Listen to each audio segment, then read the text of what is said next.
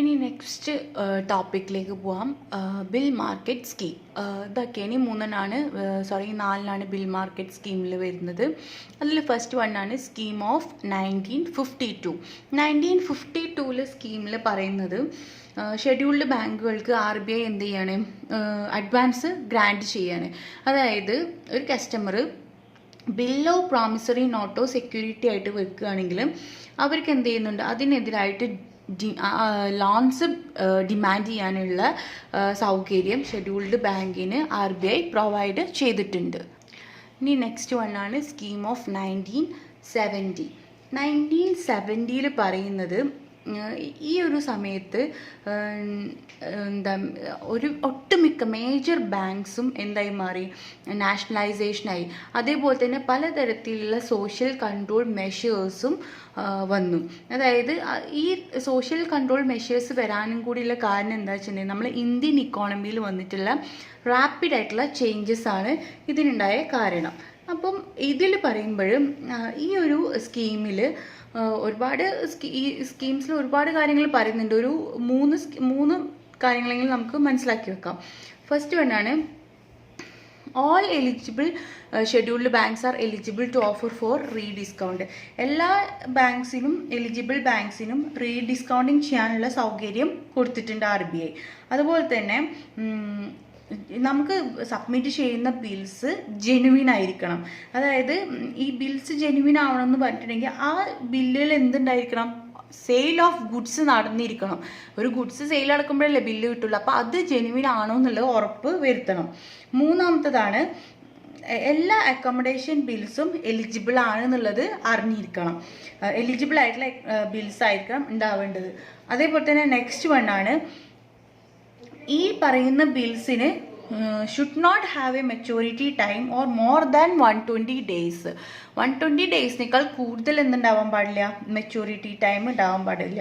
അതേപോലെ തന്നെ ഈ RBI ഡിസ്കൗണ്ട് ഓഫർ ചെയ്യുന്ന സമയത്ത് അതിൻ്റെ മെച്യൂരിറ്റി 90 ഡേയ്സിനേക്കാളും എക്സീഡ് ചെയ്യാനും പാടില്ല.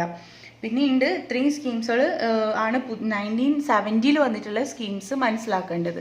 ഇനി നെക്സ്റ്റ് തേർഡ് വണ്ണാണ് DUPN. DUPN എന്ന് പറഞ്ഞിട്ടുണ്ടെങ്കിൽ ഡെറിവേറ്റീവ് യൂസൻസ് പ്രോമിസറി നോട്ട്സ് എന്നാണ് അതിൻ്റെ ഫുൾ ഫോം വരുന്നത്. അതെന്താണെന്ന് വെച്ചിട്ടുണ്ടെങ്കിൽ, അപ്പോൾ ഈ DUPN എന്ന് പറഞ്ഞിട്ടുണ്ടെങ്കിൽ ഇത് RBI കൊണ്ടുവന്നിട്ടുള്ള എന്തിനാ വെച്ചിട്ടുണ്ടെങ്കിൽ നമ്മൾ ബാങ്കുകൾക്ക് ഡിസ്കൗണ്ടിങ് കൊടുക്കുമല്ലോ. ആ ഡിസ്കൗണ്ടിങ് എന്നുള്ളത് റീഡിസ്കൗണ്ടിങ് ആയിട്ട് മൾട്ടിപ്പിൾ ചെയ്യാനും, അതുപോലെ തന്നെ മാക്സിമം ഇതിൻ്റെ ബേസിക് ഇൻറ്റൻഷൻ എന്ന് പറയുകയാണെങ്കിൽ മാക്സിമം പേപ്പർ വർക്ക്സ് ഒഴിവാക്കുക. അതായത് പേപ്പർ മൂവ്മെൻറ്റ്സ്, അതായത് physical movements of a paper ഒഴിവാക്കാൻ വേണ്ടിയിട്ട് RBI ഇൻട്രൊഡ്യൂസ് ചെയ്തിട്ടുള്ള ഒരു ഇൻസ്ട്രുമെൻ്റാണ് ഈ DUPN. Fill in the blanks ഒക്കെ ചോദിച്ചു കഴിഞ്ഞാൽ അറിഞ്ഞിരിക്കണം, അത് മനസ്സിലാക്കുക ടേം. DUPN എന്താണ്, അതിൻ്റെ ഫുൾ ഫോം എന്താണ്, അത് എന്തിനു വേണ്ടിയിട്ടുള്ളതാണെന്നുള്ളത്. ഇനി നെക്സ്റ്റ് ഫോർത്ത് വണ്ണാണ് treasury bill market. Treasury bill market നമ്മൾ നേരത്തെ ഒക്കെ പഠിച്ച പോലെ തന്നെ കുറച്ച് ഡീറ്റെയിൽ ആയിട്ട് പഠിക്കാനുണ്ട്. അപ്പം ട്രഷറി ബിൽ മാർക്കറ്റ് എന്താണെന്നുള്ളത് നോക്കാം. അപ്പോൾ ട്രഷറി ബിൽസ് പറഞ്ഞിട്ടുണ്ടെങ്കിൽ ആദ്യം നമ്മൾ ട്രഷറി ബില്ല് എന്താ മനസ്സിലാക്കുക, അതിൻ്റെ സെഷൻ, അതിൻ്റെ ടൈപ്സ്, പാർട്ടിസിപ്പൻസ്, അഡ്വാൻറ്റേജസിലേക്ക് പോവാം. അപ്പോൾ ട്രഷറി ബിൽസ് എന്ന് പറഞ്ഞിട്ടുണ്ടെങ്കിൽ ട്രഷറി ബിൽ എന്ന് പറഞ്ഞാൽ തന്നെ എന്താണ്, it is deals with treasury bills ആണ്. അതേപോലെ തന്നെ ഈ ട്രഷറി ബില്ല് ആര് ഇഷ്യൂ ചെയ്യുന്നത്, RBI ആർക്ക് വേണ്ടിയിട്ടാണ്, സെൻട്രൽ ഗവൺമെൻറ്റിന് വേണ്ടിയിട്ട് ഷോർട്ട് ടേം ബോറോവിങ്സിന് വേണ്ടിയിട്ട് ഇഷ്യൂ ചെയ്യുന്നതാണ് എന്ത്, ട്രഷറി ബില്ല് എന്ന് പറയുന്നത്. അതായത് ട്രഷറി ബില്ല് സെൻട്രൽ ഗവൺമെൻറ് അതിൻ്റെ ഷോർട്ട് ടേം റിക്വയർമെൻറ്റ്സിന് വേണ്ടിയിട്ട് RBIനോട് ആവശ്യപ്പെടുകയാണ് ചെയ്യുന്നത്. അപ്പോൾ സാധാരണ രീതിയിൽ ഈ എന്താ പറയുക, സെൻട്രൽ ഗവൺമെൻറ് എന്ത് ചെയ്യുന്നുണ്ട്, ഈ ഫിനാൻസ് ബില്ല് അല്ലെങ്കിൽ പ്രോമിസറി നോട്ട്സ് ഒക്കെ എന്ത് ചെയ്യാണ്, ഇഷ്യൂ ചെയ്യാറുള്ളത്.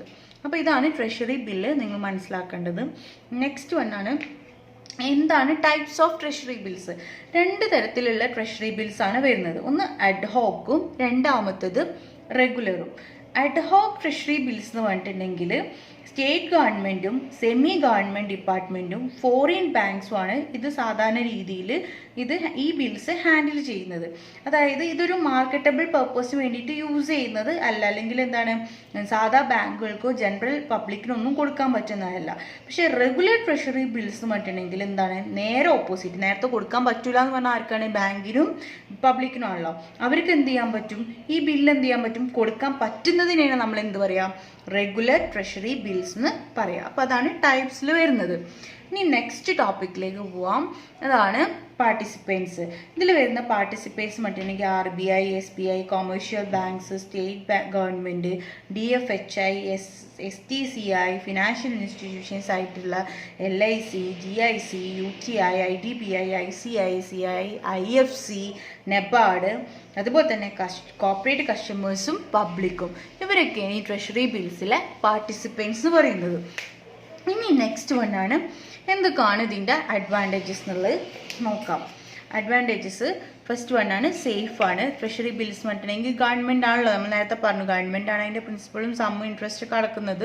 സോ അത് സേഫാണ്. അതുപോലെ തന്നെ ഞാൻ നേരത്തെ പറഞ്ഞത് ലിക്വിഡിറ്റി കൂടുതലായിരിക്കും, കാരണം ഇത് ഷോർട്ട് ടേമിലേക്കാണ്. ക്യാഷ് ആയിട്ടുള്ള കൺവേർഷൻ ഈസി ആയിട്ട് പോസിബിൾ ആയിട്ട് നടക്കും ഇൻവെസ്റ്റേഴ്സിന് വേണ്ടിയിട്ട്. So it will be highly liquidity. Then next വണ്ണാണ് suitable for short term investment ആണ്. അതും ഫസ്റ്റ് ഞാൻ ഇതിൻ്റെ സ്റ്റാർട്ടിങ്ങിലേ പറഞ്ഞു, ഷോർട്ട് ടേം ആണ്. അതായത് ഐഡിയൽ ആയിട്ടുള്ള ഫണ്ട് ഇങ്ങനെ കിടക്കൊന്നുമില്ല, പെട്ടെന്ന് എന്താണ് ഈസിലി കൺവേർട്ടബിൾ ആയിരിക്കും. അതുകൊണ്ട് തന്നെ എന്താണ് any participant can invest their ideal fund to these treasury bills. അതുപോലെ തന്നെ നെക്സ്റ്റ് വണ്ണാണ് helpful to effective fund management. Easy ആയിട്ട് ട്രഷറി ബിൽസിൽ എന്താണ് ഈസി ആയിട്ട് എന്ത് ചെയ്യാൻ പറ്റും? നമ്മളെ ഫണ്ട് മാനേജ് ചെയ്യാൻ പറ്റും. അതായത് ഇത് ശരിക്കും എന്താണ് സെക്കൻഡറി മാർക്കറ്റിൽ അവൈലബിൾ ആയിട്ടുള്ള ഫണ്ട്സാണ് ഇവിടെ ഉള്ളത്. അതുകൊണ്ട് തന്നെ എന്താണ് സാധാരണ രീതിയിൽ ഇവിടെ വരുന്നത് എന്ന് പറഞ്ഞിട്ടുണ്ടെങ്കിൽ ടാപ്പ് അല്ലെങ്കിൽ അഡ്ഹോക്ക് അല്ലെങ്കിൽ പീരിയോഡിക്കൽ ഓപ്ഷൻ ബേസിസിലൊക്കെയാണ് വരുന്നത് ഇവിടുത്തെ ട്രഷറി ബില്ല്. അതുകൊണ്ട് തന്നെ ഈസി ആയിട്ട് എഫക്റ്റീവ് ഫണ്ട് മാനേജ്മെൻ്റ് ആണ് നടക്കാറുള്ളത്. അടുത്താണ് helpful to meet statutory requirements. Statutory requirements എന്ന് പറഞ്ഞിട്ടുണ്ടെങ്കിൽ ഇതിൽ ട്രഷറി ബിൽസിലെ സെക്യൂരിറ്റീസ് സ്റ്റാറ്റ്യൂട്ടറി റിസർവ് റിക്വയർമെൻറ്റ്സ് ഈസിയാണെന്ന് പറഞ്ഞിട്ടുണ്ടെങ്കിൽ, അതായത് സാധാരണ രീതിയിൽ ക്യാഷ് റിസർവ് റേഷ്യോ എപ്പോഴും ഇഫക്റ്റീവ്ലി മാനേജ് ചെയ്ത് അല്ലെങ്കിൽ മെയിൻറ്റെയിൻ ചെയ്യുന്നുണ്ട്. അതുകൊണ്ട് തന്നെ എന്താണ് ഇതിലത്തെ സ്റ്റാറ്റ്യൂട്ടറി റിക്വയർമെൻറ്റ്സ് കുറച്ചും കൂടി ഈസി ആയിട്ട് മെയിൻറ്റെയിൻ ചെയ്യാൻ പറ്റും. പിന്നെ നെക്സ്റ്റ് വണ്ണാണ് source of short term fund to ഗവൺമെൻറ്റിന് ഏറ്റവും ഈസി ആയിട്ട് റേസ് ചെയ്യാൻ പറ്റുന്ന ഷോർട്ട് ടേം ഫണ്ടാണ് ട്രഷറി ബിൽ എന്ന് പറയുന്നത്. അതുപോലെ തന്നെ ഇതൊരു ചീപ്പസ്റ്റ് അല്ലെങ്കിൽ ലോ ഡിസ്കൗണ്ട് റേറ്റിൽ അവർക്ക് അവൈലബിൾ ആയി കിട്ടുന്ന ഒരു ലോൺ കൂടിയാണ്. ദെൻ നെക്സ്റ്റ് വണ്ണാണ് പ്രിവറേറ്റീവ് ഫെസിലിറ്റി. അതായത് വളരെ ഹൈ ഇൻട്രസ്റ്റ് റേറ്റ് ഫ്ലക്ച്വേഷൻ ഒക്കെ കോൾ മാർക്കറ്റിൽ വരുന്ന സമയത്ത് അതിനൊക്കെ എഗെയിൻസ്റ്റ് ആയിട്ടാണ് ഈ ട്രഷറി ബിൽസ് വരുന്നത്.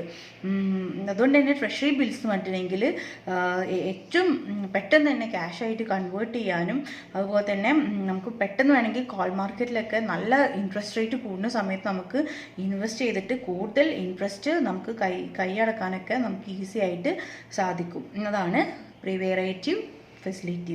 ദെൻ ലാസ്റ്റ് വണ്ണാണ് ഹെൽപ്സ് ടു കൺട്രോൾ ഇൻഫ്ലേഷനെ കൺട്രോൾ ചെയ്യാൻ വേണ്ടിയിട്ട്, അതായത് എക്സസ് ഫണ്ട് ഒന്നും പണപ്പെരുപ്പൊക്കെ കുറക്കാനും ഇതിനൊക്കെ എന്ത് ചെയ്യുന്നുണ്ട് ഈസി ആയിട്ട് ഈ ഒരു ട്രഷറി ബിൽസ് വളരെ ഹെൽപ്ഫുള്ളാണ്. അപ്പോൾ ഇതാണ് ഇതിൻ്റെ അഡ്വാൻറ്റേജസ്. അപ്പം ഇതോട് കൂടിയിട്ട് ബിൽ മാർക്കറ്റ് സ്കീം അവസാനിച്ചു. ഇനി നെക്സ്റ്റ് ടേമിലേക്ക് പോവാം. മണി മാർക്കറ്റ് ഇൻസ്ട്രുമെൻ്റ് ആണ്. മണി മാർക്കറ്റ് ഇൻസ്ട്രുമെൻറ്റിലെ ഫസ്റ്റ് വണ്ണായിട്ടുള്ള ട്രഷറി ബില്ല് നമ്മൾ ഓൾറെഡി ഇതപ്പോൾ ജസ്റ്റ് പറഞ്ഞു തീർന്നിട്ടേ ഉള്ളൂ. ഇനി നെക്സ്റ്റ് ടോപ്പിക്കായിട്ടുള്ള കോൾ അല്ലെങ്കിൽ നോട്ടീസ് മണി എന്താണെന്നുള്ളത് നോക്കാം. കോൾ അല്ലെങ്കിൽ നോട്ടീസ് മണി എന്ന് പറഞ്ഞിട്ടുണ്ടെങ്കിൽ ഇതും എന്താണ് മണി മാർക്കറ്റിലെ ഒരു ഇൻസ്ട്രുമെൻ്റ് ആണ്. നമ്മളതാണല്ലോ പറയുന്നത്. അപ്പോൾ ഫസ്റ്റ് പോയിന്റിന് നമുക്കത് പറയാം. കോൾ മണി എന്ന് പറഞ്ഞിട്ടുണ്ടെങ്കിൽ മണി മാർക്കറ്റിലെ ഒരു ഇൻസ്ട്രുമെൻ്റ് ആണ്. അതേപോലെ തന്നെ കോൾ മണി അല്ലെങ്കിൽ നോട്ടീസ് മണി എന്ന് പറഞ്ഞിട്ടുണ്ടെങ്കിൽ ഒരു എന്താണ് വളരെ ഷോർട്ട് ടേമിലേക്ക് നമ്മളെ ബോറോവർ നമ്മളെ കയ്യിൽ നിന്ന് കടം വാങ്ങുന്നതാണ് ഇത്. അതുപോലെ തന്നെ അതായത് അതിൻ്റെ പീരീഡ് എന്ന് പറഞ്ഞിട്ടുണ്ടെങ്കിൽ ശരിക്കും ഒരു ദിവസത്തിനേക്കാൾ കൂടുതലുണ്ടായിരിക്കാം, പക്ഷെ എന്താണ് 14 ദിവസത്തിനേക്കാൾ എന്ത് ചെയ്യില്ല, കൂടാൻ സാധ്യതയില്ല. അതിനെയാണ് നമ്മൾ എന്ത് പറയുന്നത്, നോട്ടീസ് മണി അല്ലെങ്കിൽ കോൾ മണി എന്ന് നമ്മൾ പറയുന്നത്. ഇവിടെ എന്താണ് ഒരു കൊളാട്രൽ സെക്യൂരിറ്റി ഒന്നും ചിലപ്പോൾ ഈ ട്രാൻസാക്ഷൻ്റെ സമയത്ത് കൊളാട്രൽ സെക്യൂരിറ്റീസ് ഒന്നും സാധാരണ രീതിയിൽ ഉണ്ടാവില്ല. അതായത് കൊളാട്രൽ സെക്യൂരിറ്റി ഈ ട്രാൻസാക്ഷനിൽ കുറവായിരിക്കും. അതുപോലെ തന്നെ ഈ കോൾ മണിയിൽ കൊടുക്കുന്ന ഇൻട്രസ്റ്റിനെ നമ്മൾ പറയുന്നത് കോൾ റേറ്റ് എന്നാണ് പറയുക. കോൾ റേറ്റ് എന്നാണ് നമ്മൾ ഇതിനെ പറയുക. ഇനി നെക്സ്റ്റ് വരുന്നതാണ് certificate of deposit. Certificate of deposit എന്ന് പറഞ്ഞിട്ടുണ്ടെങ്കിൽ നമ്മൾ നേരത്തെ പറഞ്ഞ പോലെ യൂസൻസ് ആയിട്ടുള്ള, അതായത് ഡീമെറ്റീരിയലൈസ്ഡ് ഫോമിൽ, ഡീമെറ്റീരിയലൈസ്ഡ് എന്ന് പറഞ്ഞിട്ടുണ്ടെങ്കിൽ ഒരു മെറ്റീരിയൽ ആയിട്ട് നമ്മൾ കൊടുക്കില്ല, പകരം ഇപ്പോൾ നമ്മൾ ഓൺലൈനായിട്ട് നമ്മൾ അയക്കുക അങ്ങനെയൊക്കെ ചെയ്യില്ല. അതായത് ഒരു ഇലക്ട്രോണിക് ഫോമിലുള്ളൊരു ഇത് നമ്മൾ എന്ത് ചെയ്യുക, സെൻഡ് ചെയ്യുക. അങ്ങനത്തെ ഇൻസ്ട്രുമെൻറ്റിനാണ് നമ്മൾ സർട്ടിഫിക്കറ്റ് ഓഫ് ഡെപ്പോസിറ്റ് എന്ന് പറയുന്നത്. അതായത് നെഗോഷ്യബിൾ മണി മാർക്കറ്റിലെ ഒരു ഇൻസ്ട്രുമെൻ്റ് തന്നെയാണ് ഇത്. അപ്പോൾ ഇതിൽ സാധാരണ ഇപ്പോൾ പ്രോമിസറി നോട്ടോ അല്ലെങ്കിൽ ഏതെങ്കിലും ബാങ്ക് ഡെപ്പോസിറ്റ് ചെയ്ത ഫണ്ടായിട്ടോ അങ്ങനെയൊക്കെയാണ്. അങ്ങനെ അതല്ലെങ്കിൽ എന്താണ് സ്പെസിഫൈഡ് ടൈം പീരീഡിലേക്ക് വേണ്ട എലിജിബിൾ ഫിനാൻഷ്യൽ ഇൻസ്റ്റിറ്റ്യൂഷൻ വേറെ ഏതെങ്കിലും അങ്ങനെയൊക്കെ ആയിട്ടാണ് ഈ CDSനെ കാണിക്കുക. സർട്ടിഫിക്കറ്റ് ഓഫ് ഡെപ്പോസിറ്റ് നമ്മൾ CDS എന്ന് കൂടി ഷോർട്ടായിട്ട് പറയും. അതേപോലെ തന്നെ ഈ CDs എന്ന് പറഞ്ഞിട്ടുണ്ടെങ്കിൽ ശരിക്കും ഇതിൻ്റെ വെർച്വൽ റിസ്ക് കുറവാണ്. ഞാൻ നേരത്തെ പറഞ്ഞത് ഡീമെറ്റീരിയലൈസ്ഡ് ഫോമിലായതുകൊണ്ട് തന്നെ ഇതിൻ്റെ വെർച്വൽ റിസ്ക് എന്താണ്, കുറവാണ്. അതേപോലെ തന്നെ ഇതിൻ്റെ ഇൻട്രസ്റ്റും ഇതിൻ്റെ പ്രിൻസിപ്പൽ സമ്മൊക്കെ എന്താണ് ഡീഫോൾട്ടായിരിക്കും, പുറമേക്ക് എന്തെയില്ല കാണിക്കില്ല. പക്ഷെ എന്താണ് ഇത് സാധാരണ ഫേസ് വാല്യൂ ഇഷ്യൂ ചെയ്യുന്ന സമയത്താണ് ഇത് ഇഷ്യൂ ചെയ്യാറുള്ളത്. അതേപോലെ തന്നെ വേറൊരു കാര്യം കൂടി മനസ്സിലാക്കേണ്ടത്, ഇതിൻ്റെ മാർക്കറ്റബിലിറ്റിയും ലിക്വിഡിറ്റി എന്ന് പറഞ്ഞിട്ടുണ്ടെങ്കിൽ ഈ CD റേറ്റ് ഡിപ്പെൻഡ് ചെയ്യുന്നത് എങ്ങനെയാണെന്ന് വെച്ചാൽ എത്രത്തോളം റേറ്റ് ഓഫ് ഡെപ്പോസിറ്റ് വരുന്നുണ്ടോ ആ റേറ്റ് ഓഫ് ഡെപ്പോസിറ്റിൻ്റെ സിമിലർ മെച്യൂരിറ്റീനേക്കാൾ കുറച്ച് കുറവിലായിരിക്കും ഈ CD എന്ത് ചെയ്യുക, ഇഷ്യൂ ചെയ്യുക. എത്രയാണോ ഡെപ്പോസിറ്റ് വരുന്നത് അതിനേക്കാൾ കുറച്ച് കുറഞ്ഞ എമൗണ്ട് കുറച്ച് കുറക്കും. ആ ഒരു രീതിയിലായിരിക്കും അതിൻ്റെ റേറ്റ് ഓഫ് ഡെപ്പോസിറ്റ് തീരുമാനിക്കുന്നത്, CDയിൽ വരുന്നത്. അപ്പോൾ ഇതാണ് CD എന്ന് പറഞ്ഞിട്ടുണ്ടെങ്കിൽ നിങ്ങൾ ഏറ്റവും മനസ്സിലാക്കേണ്ടത് ഇതൊരു dematerialized form of negotiable money market instrument. അതാണ് ഇതിൻ്റെ മെയിൻ ടേമായിട്ട് മനസ്സിലാക്കേണ്ടത്. അതേപോലെ തന്നെ നിലവിൽ ഇതിന് ബേസിക് ആയിട്ടുള്ളൊരു ഇഷ്യൂ പ്രൊസീജിയേഴ്സ് ഒന്നും തന്നെ പറയുന്നില്ല. ബാങ്കിൽ പോയിട്ട് ഇൻവെസ്റ്റർ കാണുന്നു, അവർ ആക്സെപ്റ്റ് ചെയ്യാൻ പറ്റുന്നതാണെങ്കിൽ ആക്സെപ്റ്റ് ചെയ്യും, റിജക്റ്റ് ചെയ്യാൻ പറ്റുന്നതാണെങ്കിൽ റിജക്റ്റ് ചെയ്യും. എന്നിട്ട് എന്ത് ചെയ്യും, ബാങ്ക് അതിന് വേണ്ടിയിട്ടുള്ള റെസ്പോണ്ട് ചെയ്തുകൊണ്ട് സിമിലർ ആയിട്ടുള്ള മെച്യൂരിറ്റിയിലുള്ള അവർക്ക് എമൗണ്ട് കൊടുക്കുന്നു, അതിൻ്റെ റേറ്റ് തീരുമാനിക്കുന്നു. അങ്ങനെയാണ്. അതായത് സ്പെഷ്യൽ ഇങ്ങനെ വേണം അങ്ങനെ വേണം എന്നുള്ള സ്പെഷ്യൽ പ്രൊസീജിയേഴ്സ് ഒന്നും തന്നെ ഇതുവരെ നിലവിൽ ഇല്ല. ഇനി നെക്സ്റ്റ് ഒരു 3-4 മെറിറ്റ്സ് നോക്കാം. ഈ CDSൻ്റെ മെറിറ്റ്സ് നോക്കാം. അതിൽ ഫസ്റ്റ് വണ്ണാണ്, as the depositor are concerned CDs are the most convenient instrument ആണ്. ശരിക്കും അതായത് അവർക്ക് എത്ര സർപ്ലസ് ഫണ്ട് ഇൻവെസ്റ്റ് ചെയ്യാനും ഹൈ റിട്ടേൺ കിട്ടാനും എന്താണ് ഏറ്റവും കസ്റ്റമേഴ്സ് എപ്പോഴും അല്ലെങ്കിൽ ഡെപ്പോസിറ്റേഴ്സ് എപ്പോഴും കൺവീനിയൻ്റ് ആയിട്ടുള്ള ഒരു ഇൻസ്ട്രുമെൻ്റ് ആണ് സർട്ടിഫിക്കറ്റ് ഓഫ് ഡെപ്പോസിറ്റ്. അതേപോലെ തന്നെ ഇതിൻ്റെ ട്രാൻസ്ഫറബിലിറ്റി അല്ലെങ്കിൽ ഡെലിവർ ചെയ്യൽ എൻഡോഴ്സ്മെൻ്റ് ആയിട്ടാണ് ഇത് സാധാരണ ചെയ്യാറ്. അതായത് ഇതിൻ്റെ ഹോൾഡർക്ക് എന്ത് ചെയ്യാൻ പറ്റും, ഈ സർട്ടിഫിക്കറ്റ് വേണമെങ്കിൽ വേറൊരാൾക്ക് എന്ത് ചെയ്യാൻ പറ്റും, റീസെയിൽ ചെയ്യാൻ പറ്റും. അതേപോലെ തന്നെ എന്താണ് ഇതിന് ലിക്വിഡിറ്റി കൂടുതലാണ്, കുറച്ചും കൂടി ലിക്വിഡിറ്റി കൂടുതലായിട്ടുള്ളതാണ്, വീണ്ടും റീസെയിൽ ചെയ്യാൻ ഈസി ആയിട്ട് പറ്റും. ഇനി ഒരു പോയിന്റ് കൂടി നിങ്ങൾ മനസ്സിലാക്കുക, ഇതിൻ്റെ റിസ്ക് എന്ന് പറഞ്ഞിട്ടുണ്ടെങ്കിൽ മണി മാർക്കറ്റ് ഇൻസ്ട്രുമെൻറ്റിൽ ഇതിൻ്റെ റിസ്ക് എന്ന് പറഞ്ഞിട്ടുണ്ടെങ്കിൽ വളരെ കുറവാണ്. അതേപോലെ തന്നെ ബാങ്കിലെ ഡെപ്പോസിറ്റിനേക്കാളും കൂടുതൽ റേറ്റ് ഓഫ് ഇൻട്രസ്റ്റ് CDSനാണ് കൊടുക്കുന്നത്. അതുകൊണ്ട് തന്നെ ആളുകൾക്ക് എന്താണ് ഡെപ്പോസിറ്റ് ചെയ്യാനും താല്പര്യം ഉണ്ടായിരിക്കും. അപ്പോൾ അതാണ് CDs. ഇനി നെക്സ്റ്റ് വണ്ണാണ് കൊമേഴ്ഷ്യൽ പേപ്പർ. കൊമേഴ്ഷ്യൽ പേപ്പർ എന്ന് പറഞ്ഞിട്ടുണ്ടെങ്കിൽ ഒരു മണി മാർക്കറ്റ് ഇൻസ്ട്രുമെൻറ്റിലെ പ്രോമിസറിൻ്റെ ഫോം പോലെ തന്നെ, പക്ഷേ ഇത് എന്താണ് അൺസെക്യൂർഡ് മണി മാർക്കറ്റ് ഇൻസ്ട്രുമെൻ്റ് ആയിട്ടാണ് CPs പറയുന്നത്. ഈ CP ഇൻട്രൊഡ്യൂസ് ചെയ്തിട്ടുള്ളത് 1990 ഇത് ഇൻട്രൊഡ്യൂസ് ചെയ്തിട്ടുള്ളത്. അപ്പോൾ CP എന്ന് പറഞ്ഞിട്ടുണ്ടെങ്കിൽ ഒരു ന്യൂ ഇൻസ്ട്രുമെൻ്റ് ആണ്. ഫിനാൻസിങ് ഇത് സാധാരണ ഫിനാൻസ് ചെയ്യുന്നത് വർക്കിംഗ് ക്യാപിറ്റൽ റിക്വയർമെൻറ്റിന് വേണ്ടിയിട്ടാണ്. കോർപ്പറേറ്റ് എൻ്റർപ്രൈസുകളെ വർക്കിംഗ് ക്യാപിറ്റൽ റിക്വയർമെൻറ്റ്സിന് വേണ്ടിയിട്ടാണ് സാധാരണ രീതിയിൽ ഈ കൊമേഴ്ഷ്യൽ പേപ്പർ ഇൻട്രൊഡ്യൂസ് ചെയ്തിട്ടുള്ളത്. അതുപോലെ തന്നെ ഇതെന്ന് പറഞ്ഞിട്ടുണ്ടെങ്കിൽ പെർമനൻറ്റ് വർക്കിംഗ് ക്യാപിറ്റൽ അല്ലെങ്കിൽ ഫിക്സഡ് വർക്കിംഗ് കൂടുതലായിട്ട് പെർമനൻറ്റ് വർക്കിംഗ് ക്യാപിറ്റലിനാണ് കൊടുക്കാറ്. അതല്ലെങ്കിൽ ഫിക്സഡ് ക്യാപിറ്റലിന് എന്താണ് കമ്പാരിറ്റീവ്ലി കുറവാണ് കൊടുക്കുന്നത്. അതേപോലെ തന്നെ ഇതും നേരത്തെ നമ്മൾ പറഞ്ഞ പോലെ തന്നെ ഒരു ഷോർട്ട് ടേം യൂസൻസ് പ്രോമിസറി നോട്ടാണ്. അതിന് ഫിക്സഡ് മെച്യൂരിറ്റി പീരീഡ് ഉണ്ടായിരിക്കും. അതേപോലെ തന്നെ അത്രയും ക്രെഡിറ്റ് വർത്തി ആയിട്ടുള്ള അല്ലെങ്കിൽ വിശ്വസിക്കാൻ പറ്റുന്ന ലീഡിംഗ് ആയിട്ടുള്ള നാഷണൽ റെപ്യൂട്ടഡ് ആയിട്ടുള്ള സ്ഥാപനങ്ങൾക്ക് മാത്രമേ എന്ത് കൊടുക്കുള്ളൂ, ഈ CP പ്രൊവൈഡ് ചെയ്യുള്ളൂ. അപ്പോൾ എന്താണ് അത്രയും ക്രെഡിറ്റ് വർത്തി ആയിട്ടുള്ള അല്ലെങ്കിൽ അത്രയും ഹൈ റേറ്റഡ് ആയിട്ടുള്ള കോർപ്പറേറ്റ്സിന് മാത്രമേ എന്ത് കൊടുക്കുള്ളൂ, ഈ CP പ്രൊവൈഡ് ചെയ്യുള്ളൂ. അപ്പോൾ അതാണ് CP എന്ന് പറഞ്ഞിട്ടുണ്ടെങ്കിൽ. ഇനി നിങ്ങൾ മനസ്സിലാക്കേണ്ടത് ഈ CPയിൽ വരുന്ന പാർട്ടിസിപ്പൻസ് ആരൊക്കെയെന്നുള്ളതാണ്. അപ്പോൾ ഇനി ഈ CPയിലെ പാർട്ടിസിപ്പൻസ് ആരൊക്കെയെന്ന് നോക്കാം. ഇതിൽ പറയുന്നത് ഏത് പബ്ലിക് അല്ലെങ്കിൽ പ്രൈവറ്റ് സെക്ടറിലും എന്താവാം, CPയിലെ പാർട്ടിസിപ്പൻസ് ആവാം. പക്ഷേ ഇതിന് ചില സർട്ടൻ കണ്ടീഷൻസ് എന്ത് ചെയ്യാണ്ട് സാറ്റിസ്ഫൈ ചെയ്യണം. ആ കണ്ടീഷൻസ് എന്തൊക്കെയെന്ന് ഞാൻ ഇപ്പോൾ പറയാം. അപ്പോൾ നമ്മൾ പറയുന്നത് എന്ന് വെച്ചാൽ ഇതിൽ ഏത് വ്യക്തികൾക്കോ അല്ലെങ്കിൽ ഏത് ബാങ്കിനോ അല്ലെങ്കിൽ ഏത് കമ്പനിക്കോ ഏത് രജിസ്റ്റേർഡ് ഇൻകോർപ്പറേറ്റഡ് ബോഡീസിന് വേണമെങ്കിലും ഈ CPയിൽ ഇൻവെസ്റ്റ് ചെയ്യാനുള്ള റൈറ്റ് ഉണ്ട്. അപ്പോൾ ഇതിൽ ഇൻവെസ്റ്റ് ചെയ്യുമ്പോൾ ചില കണ്ടീഷൻസ്, ചില എലിജിബിലിറ്റി പറയുന്നുണ്ട്. നമ്മൾ SLCക്കൊക്കെ +1 എൻട്രി ഒക്കെ ചെയ്യണമെങ്കിൽ SLC പാസ്സാവണമെന്ന് പറയുന്ന പോലെ ചില എലിജിബിലിറ്റി ഉണ്ട്. അതിൽ 3 എലിജിബിലിറ്റീസാണ് വരുന്നത്.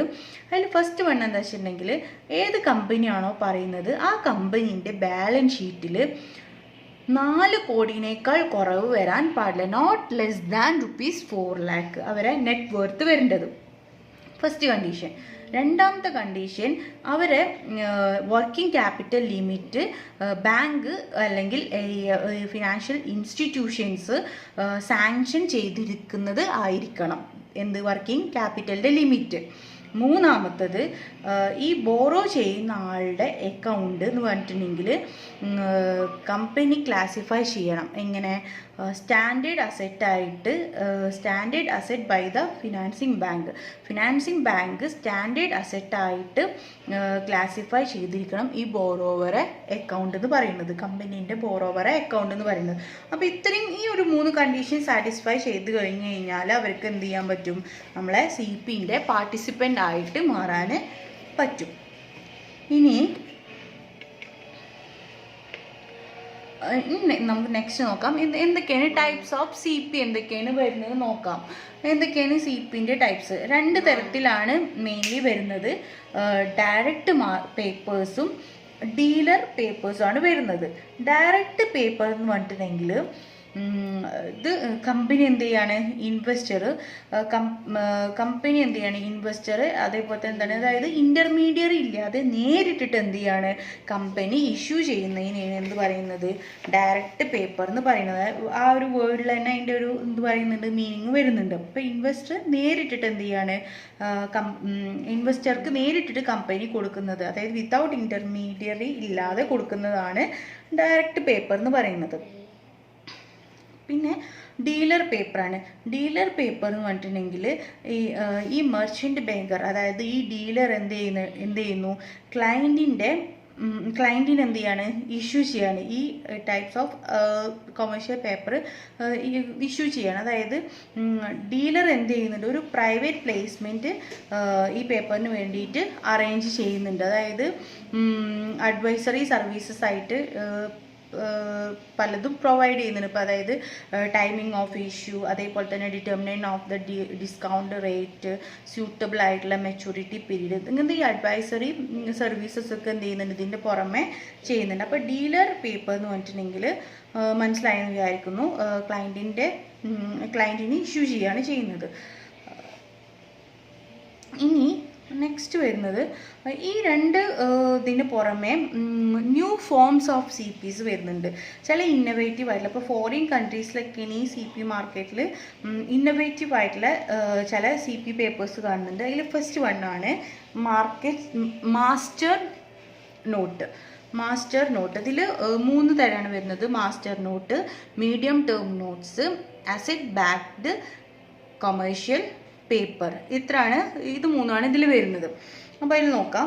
ഫസ്റ്റ് വണ്ണാണ് മാസ്റ്റർ നോട്ട്. അപ്പോൾ മാസ്റ്റർ നോട്ട് എന്ന് പറഞ്ഞിട്ടുണ്ടെങ്കിൽ ഒരു ഫിനാൻഷ്യൽ ഇതേപോലെ തന്നെ ഒരു പുതിയ മെത്തേഡാണ്. അതായത് ഇത് ഫിനാൻസ് കമ്പനീസ് ബാങ്ക് അല്ലെങ്കിൽ ട്രസ്റ്റ് ഡിപ്പാർട്ട്മെൻറ്റ് അല്ലെങ്കിൽ ഏതെങ്കിലും പെർമനൻറ്റ് മണി മാർക്കറ്റ് ഇൻവെസ്റ്റേഴ്സിന് ഇഷ്യൂ ചെയ്യുന്ന ഒരു ന്യൂ ഫിനാൻഷ്യൽ പേപ്പറാണ് ഈ മാസ്റ്റർ നോട്ട് എന്ന് പറയുന്നത്. ഇനി നെക്സ്റ്റ് വണ്ണാണ് medium term notes. Medium term notes പറഞ്ഞിട്ടുണ്ടെങ്കിൽ ഇതൊരു അൺസെക്യൂർഡ് ഒബ്ലിഗേഷൻ ആണ്. അതായത് ഇതിൻ്റെ മെച്യൂരിറ്റി പീരീഡ് എന്ന് പറയുന്നത് 9 to 10 months വരേക്കുമാണ് വരുന്നത്.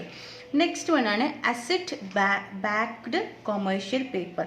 അസറ്റ് ബാക്ക്ഡ് കൊമേഴ്ഷ്യൽ പേപ്പർ എന്ന് പറഞ്ഞിട്ടുണ്ടെങ്കിൽ ഇതിൽ ലോവർ ഇൻട്രസ്റ്റ് റേറ്റിൽ കോർപ്പറേറ്റ്സിന് എന്ത് ചെയ്യാണ്, ഈ പേപ്പർ ഓഫർ ചെയ്യാണ്. അതായത് ഇതെന്ന് പറഞ്ഞിട്ടുണ്ടെങ്കിൽ കോമ്പിനേഷൻ ഓഫ് ലോൺസ് അല്ലെങ്കിൽ credit receivables into packages. ഈ പറയുന്ന പാക്കേജിൽ എന്താണ് പലതരത്തിലുള്ള ലോൺസിൻ്റെ കോമ്പിനേഷൻസ് എന്ത് ചെയ്യുന്നുണ്ട്, പ്രൊവൈഡ് ചെയ്യുന്നുണ്ട്. പിന്നെ നിങ്ങൾ മനസ്സിലാക്കേണ്ടത് മറ്റൊരു ടേമാണ് SPE. SPE എന്ന് പറഞ്ഞിട്ടുണ്ടെങ്കിൽ സ്പെഷ്യൽ പേർപ്പസ് എൻറ്റിറ്റിയാണ്. ഇതിൻ്റെ ഫുൾ ഫോം നിങ്ങൾ അറിഞ്ഞിരിക്കുക. എപ്പോഴെങ്കിലുമൊക്കെ ആവശ്യം വരുമ്പോൾ നിങ്ങൾക്ക് വല്ല ഫിൽ ഇൻ ദ ബ്ലാങ്ക്സ് ഒക്കെ ചോദിച്ചു കഴിഞ്ഞാൽ അറിഞ്ഞിരിക്കാൻ വേണ്ടിയിട്ടാണ്. ഈ SPE എന്താ ചെയ്യുന്നത് വെച്ചിട്ടുണ്ടെങ്കിൽ കൊമേഴ്ഷ്യൽ പേപ്പർ ഇഷ്യൂ ചെയ്യുന്ന സമയത്ത് വല്ല ഡിസ്കൗണ്ട് പ്രൈസ് കിട്ടുകയാണെങ്കിൽ ആ ഡിസ്കൗണ്ട് പ്രൈസ് എന്ത് ചെയ്യാണ്, അതിൻ്റെ പ്രൊസീജിയേഴ്സ് നടത്തുക. അതായത് റിസീവബിൾസ് പർച്ചേസ് ചെയ്യുന്ന സമയത്ത് ഈ പറയുന്ന ഡിസ്കൗണ്ട് പ്രൈസ് കവർ ചെയ്യലാണ് ഈ SPI ഇഷ്യൂ ചെയ്യുന്നത്. ജസ്റ്റ് അറിഞ്ഞിരിക്കാൻ വേണ്ടിയിട്ട് പറഞ്ഞതാണ്. ഇനി നെക്സ്റ്റ് ടോപ്പിക്കിലേക്ക് പോവാം. ഇതിൻ്റെ റീസെൻറ്റ് ട്രെൻഡ്സ്. RBI കുറച്ചും കൂടി ലിബറലൈസ് ആയിട്ടുള്ള ടേംസാണ് ഈ CPയിൽ വരുന്നത്, CPയിൽ ഇഷ്യൂ ചെയ്യുന്നത്. അതായത് ഇത് ഇഷ്യൂ ചെയ്തത് മെയ് 30, 1991 ഈ CP RBI ലിബറലൈസ്ഡ് ചെയ്തിട്ടുള്ളത്. ഈ ലിബറലൈസ്ഡ് ടേമിൽ പലതരത്തിലുള്ള അപ്രൂവൽസും RBI പ്രൊവൈഡ് ചെയ്തിട്ടുണ്ട്. അതേപോലെ തന്നെ RBI ഒരുപാട് റിലാക്സേഷന് 1991 നമ്മളിത് ഇഷ്യൂ ചെയ്തത്. പക്ഷേ 92 ആയപ്പോഴത്തേന് കുറച്ചും കൂടി റിലാക്സേഷൻ കൊടുത്തു. അതേപോലെ തന്നെ minimum working capital limit CP issue ചെയ്യണമെങ്കിൽ ഒരു കമ്പനിക്ക് 5 കോടി എന്നുള്ള രീതിയിൽ കുറച്ച് കൊടുക്കുകയും കൂടി ചെയ്തു. അപ്പോൾ ഇത്രയും നിങ്ങൾ ജനറലായിട്ട് അറിഞ്ഞിരിക്കുക. പിന്നെ അതുപോലെ തന്നെ ഇനി പറയുന്നത് എന്തൊക്കെ സ്റ്റെപ്സാണ് RBI ഈ മാർക്കറ്റ് ഡെവലപ്പ് ചെയ്യാൻ വേണ്ടിയിട്ട് എന്തൊക്കെ സ്റ്റെപ്സാണ് ഉള്ളതെന്നുള്ളത്. 3 റെക്കമെൻഡേഷൻസാണ് RBI പറയുന്നത്. ഫസ്റ്റ് വണ്ണാണ് മിനിമം മെച്യൂരിറ്റി പീരീഡ് 15 ഡേയ്സിൽ നിന്നും 7 days ആയിട്ട് ആ ഒരു രീതിയിലേക്ക് മാറ്റിയിട്ടുണ്ട്. അതുപോലെ തന്നെ ഇതിൻ്റെ ഈ CPൻ്റെ ഇഷ്യൂവൻസ് റിപ്പോർട്ട് ചെയ്യുന്നത് NDS പ്ലാറ്റ്ഫോം യൂസ് ചെയ്തിട്ടാണ്. അതായത് നെഗോഷിയേറ്റഡ് ഡീലിംഗ് സിസ്റ്റം പ്ലാറ്റ്ഫോമാണ്. ഇതിൻ്റെ അവസാന ആയപ്പത്തിന് by the end of the ഡേയിൽ ഈ ഒരു ഇൻസ്ട്രുമെൻ്റ് ആണ് റിപ്പോർട്ട് ചെയ്യാൻ വേണ്ടി യൂസ് ചെയ്യുന്നത്. പിന്നെ നെക്സ്റ്റ് വണ്ണാണ് ഈ ഒരു constitution of A group comprising market participants to rationalize and standardize what ever possible. അതായത് നമുക്ക് പിന്നെന്താ പറയുക, ഇതിൽ വരുന്ന പാർട്ടിസിപ്പൻസിനെ ഇതിനെ ഒന്നും കൂടി റാഷണലൈസ് ചെയ്യാനും സ്റ്റാൻഡർഡൈസ് ആക്കാനും വേണ്ടിയിട്ട് ഇവരൊക്കെ എന്ത് ചെയ്തിട്ടുണ്ട്, ഈ മാർക്കറ്റിങ്ങിലേക്ക്, ഈ ഗ്രൂപ്പിലേക്ക് കംപ്രസ് ചെയ്തിട്ട് അല്ലെങ്കിൽ ഇവരൊക്കെ കോൺസ്റ്റിറ്റ്യൂട്ട് ചെയ്തിട്ട് കൊണ്ടുവന്നിട്ടുണ്ട്. അതേപോലെ തന്നെ വ്യത്യസ്തമായിട്ടുള്ള വേരിയസ് ആസ്പെക്ട്സ് ആയിട്ടുള്ള പ്രോസസ്സിങ്, സെറ്റിൽമെൻറ്റ്, ഡോക്യുമെൻറ്റേഷൻ, ഈ CPൻ്റെ ഈ വർക്ക്സിനൊക്കെ വേണ്ടിയിട്ടും എന്ത് ചെയ്തിട്ടുണ്ട്, RBI ഈ ഒരു ഗ്രൂപ്പിനെയും കൂടി ഇൻവോൾവ് ചെയ്യാൻ വേണ്ടിയിട്ട് കംപ്രസ് ചെയ്തിട്ടുണ്ട് അല്ലെങ്കിൽ കോൺസ്റ്റിറ്റ്യൂട്ട് ചെയ്തിട്ടുണ്ട്. അപ്പോൾ ഇതൊക്കെയാണ് RBI പിന്നെ കൊണ്ടുവന്ന സ്റ്റെപ്സ്. ഇനി ഇതിൻ്റെ മെറിറ്റ്സ് നോക്കാം. ഇത് സേഫാണ്, അതായത് ട്രഷറി ബിൽസിൻ്റെ ഒക്കെ പോലെ തന്നെ CP എന്ന് പറയുന്നതും സേഫാണ്. അതേപോലെ തന്നെ സേഫസ്റ്റ് ഇൻവെസ്റ്റ്മെൻറ്റ് മോഡാണ്. പിന്നെ അതേപോലെ തന്നെ സീസണൽ ആൻഡ് ഇൻട്രീം നീഡ്സൊക്കെ പോസിബിളായിട്ട് നടക്കും. അതുപോലെ തന്നെ ഹൈലി ലിക്വിഡാണ്. അപ്പോൾ ഇതൊക്കെയാണ് ഇതിൻ്റെ മെറിറ്റ്സ് എന്ന് പറയുന്നത്. ഇനി നമുക്ക് നെക്സ്റ്റ് എടുക്കാനുള്ളത്, ഇപ്പോൾ നമ്മൾ ഇത്രയും നേരം പറഞ്ഞുകൊണ്ടിരുന്നത് എന്താണെന്ന് പറയുക, നിങ്ങൾക്ക് ഇത്രയും നേരം പറഞ്ഞുകൊണ്ടിരുന്നത് മണി മാർക്കറ്റിൻ്റെ ഇൻസ്ട്രുമെൻസുകളായിരുന്നു പറഞ്ഞിരുന്നത്. ഇതിൽ ഏകദേശം നമ്മൾ 5 ഇൻസ്ട്രുമെൻസോളം നമ്മളിപ്പോൾ പറഞ്ഞു.